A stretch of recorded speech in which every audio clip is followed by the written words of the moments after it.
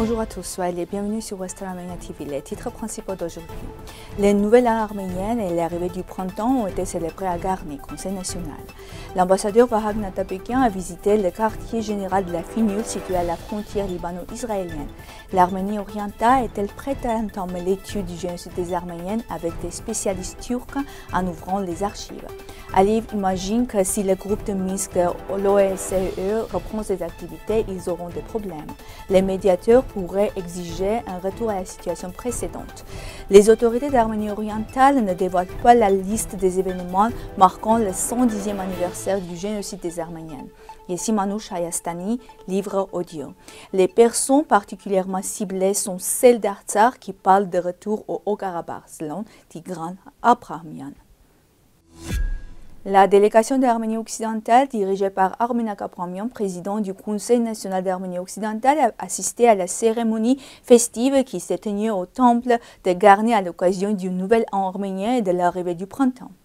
La renaissance des traditions ancestrales et la préservation de l'héritage de nos ancêtres jouent un rôle crucial dans le renforcement de l'identité arménienne. La nouvelle année arménienne, Navasart, symbolise un nouveau cycle de vie, l'éveil de la nature et le lien indéfectible du peuple arménien avec son passé et ses racines. Lors de la cérémonie organisée dans le temple païen de Garni, les participants ont célébré le solstice de printemps comme symbole de renouveau et de nouveau départ. Au cours de l'événement, l'importance de la préservation de l'identité nationale arménienne a été soulignée, ainsi que l'ancienne tradition du peuple arménien de vivre en harmonie avec la nature. Le 22 mars, l'ambassadeur d'Arménie au Liban, Vahag Natapékian, a accompagné l'attaché militaire, le colonel Arthur Dalibaltian et le conseiller de l'Assemblée Stepan Gevorkian à visiter le quartier général de la Finule, situé à la frontière libano-israélienne, afin d'assister à la cérémonie de relève du contingent arménien. L'ambassadeur a rencontré le commandant du secteur ouest de la Finule, le général de brigade Nicolas Mandolez, qui a hautement apprécié le service du contingent arménien pendant les périodes de tension du conflit libano-israélien. Il a souligné que les soldats arméniens ont poursuivi leur mission de garde, même lorsque la majorité des forces de maintien de la paix se trouvaient dans des bunkers. Vahag Natapékian a salué les soldats arméniens et les a remerciés pour leur service exemplaire ainsi que pour leur contribution active à l'établissement de la stabilité et de la paix au Liban. L'Arménie orientale est-elle prête à entamer l'étude du génocide des Arméniens avec des spécialistes turcs en ouvrant ses archives? Plus généralement, la question de la reconnaissance du génocide des Arméniens figure-t-elle à l'ordre du jour de l'Arménie orientale? Quelle action mène Erevan pour la reconnaissance du génocide des Arméniens par la Turquie et d'autres pays? À ces questions écrites de Sputnik Arménie ainsi qu'à d'autres interrogations, le ministère des Affaires étrangères a fourni une réponse intéressante.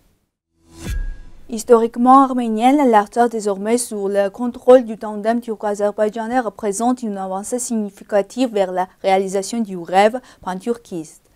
La prochaine étape de ce projet est la mise en œuvre du soi-disant corridor de Zangezur. Cependant, toutes les bases juridiques exigent pour restaurer les droits de la population arménienne d'Artsakh ainsi que des frais concrets justifiant la réintroduction de la question de l'indépendance de l'Artsakh à l'ordre du jour.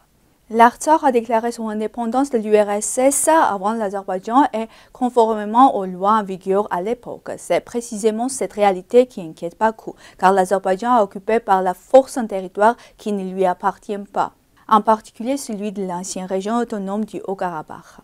C'est pour cette raison que Bakou accuse constamment l'Arménie de revanchisme, tout en exigeant que les autorités arméniennes reconnaissent officiellement que la communauté internationale a toujours considéré l'Artsakh comme une partie intégrante de l'Azerbaïdjan. Une illustration récente de cette pression est l'interview de Nicole Pachinian où il a déclaré que l'ensemble de la communauté internationale reconnaissait officiellement le Haut-Karabakh comme faisant partie de l'Azerbaïdjan. L'Azerbaïdjan, ayant violé tous les principes de résolution pacifique du conflit par la voie diplomatique, craint qu'une éventuelle réactivation du groupe de Minsk de l'OSCE ne complique sa position. En effet, les médiateurs pourraient exiger un retour à la situation antérieure et soulever la question des crimes commis contre les populations arméniennes d'Artsakh. Une telle perspective inquiète le régime d'Aliyev, ce qui explique pourquoi Bakou insiste au plus haut niveau sur la nécessité de résoudre le groupe de Minsk. De son côté, Erevan répond timidement en disant favorable à cette dissolution, mais seulement après la signature d'un accord de paix. La partie arménienne ne dévoile pas la liste des événements prévus à l'occasion du 110e anniversaire du génocide des Arméniens. C'est la conclusion que l'on peut tirer de la réponse du ministère des Affaires étrangères d'Arménie orientale à une demande écrite de Sputnik Arménie. Dans cette demande, nous nous sommes notamment interrogés sur le maintien de la question de la reconnaissance du génocide des Arméniens à l'ordre du jour en Arménie, sur les actions menées par Erevan pour la reconnaissance de ce crime par la Turquie et d'autres pays, ainsi que sur des démarches entreprises par la partie arménienne auprès de la Turquie. Nous avons également demandé si une visite de hauts responsables turcs en Arménie était prévue les 23 et 24 avril. De plus, nous avons cherché à savoir si l'Arménie était prête à entamer une étude sur le génocide des Arméniennes avec des spécialistes turcs en ouvrant ses archives. À toutes ces questions, le ministère des Affaires étrangères a choisi de répondre par une seule phrase. Nous vous informons que le Premier ministre d'Arménie orientale, Nikol Pachinian, a abordé les questions que vous soulevez lors de son interview avec des représentants des médias turcs le 13 mars de cette année. Le génocide des Arméniens perpétré dans l'Empire ottoman est le premier génocide du XXe siècle. Chaque année, le 24 avril, le peuple arménien honore la mémoire des victimes innocentes.